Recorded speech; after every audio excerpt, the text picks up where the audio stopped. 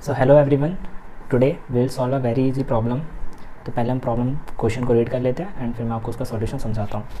तो given two strings A and B, return yes if A is a subsequence of B और no otherwise. तो question का मतलब ये है कि हमारे पास दो स्ट्रिंग ए एंड बी दी जाएंगी, हमें उसमें चेक करना है कि क्या ए बी का सबसीक्वेंस है या नहीं। तो सबसीक्वेंस का क्या मतलब है वो बता देता हूँ। जैसे कि मेरा नाम है शिवम, ठीक है, तो ये है मेरी बी, और मेरे को बोल दिया किसी ने कि एस और ए को चेक करो कि क्या एस और ए शिवम का सबसीक्वेंस है या नहीं। तो सबसीक्वेंस का क्या मतलब है कि जिस सीक्वेंस में ये मेरे कैरेक्टर्स जा रहे हैं, इसी सीक्वेंस में इस स्ट्रिंग में ये कैरेक्टर्स प्रेजेंट होने चाहिए। जैसे एस प्रेजेंट है, ठीक है, यहाँ पे स्टार्टिंग में एस था, यहाँ पे भी स्टार्टिंग में एस है। स्टार्टिंग में एस का मतलब ये नहीं है कि ये दोनों का इंडेक्स सेम होना चाहिए 0 0, ऐसा नहीं है। यहाँ पे ए, यहाँ पे B S H I Shivam होता तो भी ये ठीक रहता है। बिकॉज ए एस से पहले नहीं आ रहा है, तो एस फिर एच आई वी इस सबसे हमें मतलब नहीं है। फिर हमें चेक करना है ए, क्योंकि एस और एस मिल गया तो हम करेंगे चेक ए को। अब हमारे पास ए आना चाहिए, ए के अलावा कोई बात नहीं, ए आना चाहिए। ए और ए आए तो यस, तो हमारा क्या ए सबसीक्वेंस है बी का। ऐसे जो ये हमारा इनपुट है इसमें क्या है, एस है एस एच आर, और हमारे पास बी क्या है S G F H E R 5 V V R. तो सबसे पहले हमें चेक करना पड़ेगा कि एस है या नहीं। एस स्टार्टिंग में आ रहा है तो ये मिल गया, तो इसे हम इंक्रीमेंट कर देंगे। इंक्रीमेंट तो यानी कि एच पे। अब हमारी स्ट्रिंग में एच आना चाहिए सबसे पहले, तो हमारे पास एच आ रहा है तो यस इट्स ओके। फिर हमारे पास आ रहा है आर, फिर आर भी आ रहा है, तो यानी कि एस एच आर सब सीक्वेंस है हमारी स्ट्रिंग बी का। और अगर स्ट्रिंग बी का सब स्ट्रिंग है तो हमारा आउटपुट ट्रू आ जाना चाहिए, नहीं है तो आउटपुट फॉल्स आ जाना चाहिए। तो अब हम इसका कोड देख लेते हैं और मैं आपको समझा देता हूँ कि मैंने करा कैसे है। तो मेन फंक्शन से स्टार्ट करते हैं। तो मैंने क्या किया, दो स्ट्रिंग के ऑब्जेक्ट्स बना लिए, स्ट्रिंग क्लास का यूज़ किया है, स्ट्रिंग ए कॉमा बी, और दोनों स्ट्रिंग्स को इनपुट ले लिया यूज़र से। फिर मैंने एक फंक्शन कॉल किया है इस सबसीक्वेंस ए कॉमा बी, और ये बूलियन टाइप का है। तो अगर सबसीक्वेंस होगा तो ये रिटर्न ट्रू करेगा, वरना रिटर्न फॉल्स करेगा। तो मैं आपको ये वाला वो समझा देता हूँ फंक्शन। तो bool is subsequence string A comma B, ये दोनों मैंने मेन फंक्शन से पास करवा ली। फिर मैंने एक करंट वेरिएबल लिया। करंट वेरिएबल क्यों लिया है वो मैं क्वेश्चन में बताता हूँ। यहाँ पे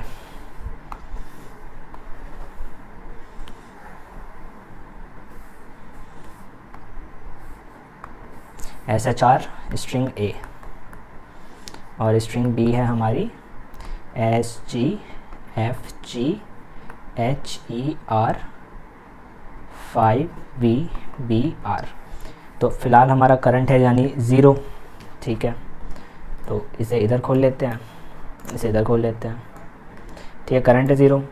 मैंने एक फॉर लूप चलाया है I equal to 0 I is less than B dot length, यानी कि मैं बी के हिसाब से पूरा का पूरा वो चलाऊँगा, बी की लेंथ के हिसाब से फॉर लूप चलेगा, और मैं एक एक करके इंक्रीमेंट कर रहा हूँ। तो इस क्वेश्चन में करना कुछ नहीं है, क्वेश्चन काफ़ी इजी है। तो मुझे क्या चेक करना है कि इफ़ मेरा बी ऑफ आई का मतलब है कि जो मेरा करंट इंडेक्स है बी का, बी ऑफ आई अभी मेरे पास क्या है 0। वाई, बिकॉज आई स्टार्टिंग में 0 है। क्या ये बराबर है ए ऑफ करंट के। ए क्या है S H are, A of current यानी कि ए ऑफ 0 वाई, बिकॉज अभी करंट 0 पे है। तो बी ऑफ 0 एस है, ये दोनों एस है, तो यस। तो ये अगर ट्रू है तो मैं करंट प्लस प्लस कर दूँगा, क्यों, क्योंकि मुझे अब एस तो मिल गया, अब मुझे इसके नेक्स्ट पे जाना है, नेक्स्ट कैरेक्टर पे। तो अब नेक्स्ट कैरेक्टर है एच, तो फिर मैं क्या चेक करूँगा, फिर से अब ये फॉर लूप आगे चलेगा, ये चेक करेगा क्या बी ऑफ आई यानी कि B of 1 equal A of 1, A of 1 है एच, ये क्या है जी नहीं है, कोई बात नहीं, फॉर लूप आगे चलेगा, फिर 2 के लिए जाएगा, ऐसे जी के लिए जाएगा, फिर से मिलेगा एच। अब उसे एच इक्वल टू एच मिल गया तो हम करंट को फिर से प्लस प्लस कर देंगे, तो ये नेक्स्ट स्टेटमेंट में मूव कर जाएगा, सॉरी नेक्स्ट कैरेक्टर में मूव कर जाएगा।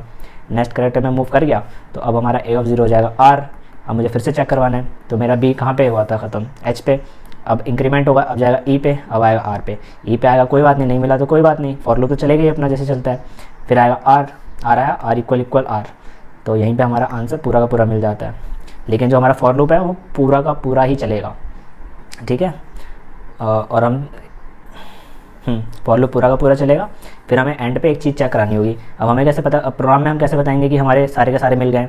तो इसके लिए क्या है कि अगर मेरा जो करंट है, अब एंड पे देखो करंट की वैल्यू कितनी हो जाएगी। स्टार्टिंग में 0 थी, उसे एस मिला +1, उसे एच मिला +1, उसे आर मिला +1, यानी कि 3। तो करंट हो गया 3, और 3 ही क्या है हमारे ए की लेंथ है। तो अगर मेरा if current equal to A dot length के बराबर है तो मैं रिटर्न ट्रू कर दूंगा, यानी कि हमारे पास पूरा एस एच आर इसमें प्रेजेंट है, यानी कि सब सीक्वेंस है। प्रेजेंट तो अलग तरह से भी हो सकता है, लेकिन सब सीक्वेंस है। और अगर ऐसा नहीं होगा, समझ लो मेरे एस एच ही मिलते हैं, आर नहीं मिलता, तो मान लो यहाँ पे जेड होता, जेड नहीं मिला तो मेरा करंट कहाँ है, टू ही वैल्यू रहेगी उसकी एंड पे, और मेरी लेंथ कितनी थी 3, तो मैच नहीं करेगा तो हम फॉल्स रिटर्न कर देंगे। तो हम इसे चला के देख लेते हैं कोड को। Build well and run. तो हम 2 स्ट्रिंग डाल देते हैं, एक डाल देते हैं ऐसे 4, एक डाल देते हैं जो हमारी क्वेश्चन में गिवन है, SGFG। चलो अपने हिसाब से डाल देता हूँ, काफ़ी बड़ी हो जाएगी, SGFG H -- और एंटर, यस। तो S मिलेगा, फिर H मिलेगा, फिर ऐसे ही R मिल जाएगा। तो यानी ये कोड हमारा बहुत सही वर्क कर रहा है। अब हम चेक कर लेते हैं कि अगर नहीं होगा तो ऑब्वियसली नो प्रिंट होना चाहिए। तो हम नो के लिए भी देख लेते हैं एक बारी। तो मैं डाल देता हूँ SHI भी, और यहाँ पे डाल देता हूँ कुछ भी, तो नो, यस। तो हमारा कोड बहुत सही से वर्क कर रहा है। तो अब हम इसकी टाइम कॉम्प्लेक्सिटी देख लेते हैं, इस कोड की कितनी है। हमारा मेन फंक्शन में क्या है, ये भी कांस्टेंट टाइम लेगा, ये भी कांस्टेंट टाइम लेगा, इस सब सीक्वेंस। तो हम चले जाते हैं इस पर। यहाँ पे एक ही फॉर लूप यूज़ हो रहा है, पूरा स्ट्रिंग डॉट लेंथ कर रहा है। तो हमारी कितनी, ऑर्डर ऑफ एन तो नहीं, खैर order of B dot length हमारी इसकी वो रहेगी टाइम कॉम्प्लेक्सिटी, क्योंकि बाकी सारी की सारी स्टेटमेंट ऑर्डर ऑफ 1 का टाइम लेंगी। तो इस पूरे प्रोग्राम की हमारी टाइम कॉम्प्लेक्सिटी है ऑर्डर ऑफ n। और अगर हम स्पेस की बात करें तो बस 2 ही स्ट्रिंग्स का यूज़ हुआ है। तो अगर हम इसे अलग से मान लें कि अलग से तो हमने कोई यूज़ नहीं करी है, ये तो क्वेश्चन का ही पार्ट था। तो हमारे इस पूरे प्रोग्राम में स्पेस की कॉम्प्लेक्सिटी भी है ऑर्डर ऑफ 1। आई होप कि आपको सोल्यूशन अगर आपको वीडियो पसंद आई हो तो प्लीज़ लाइक एंड सब्सक्राइब करें। एंड अगर आपको कोई पर्टिकुलर क्वेश्चन सॉल्व करवाना है तो वो भी आप कमेंट बॉक्स में डाल सकते हैं।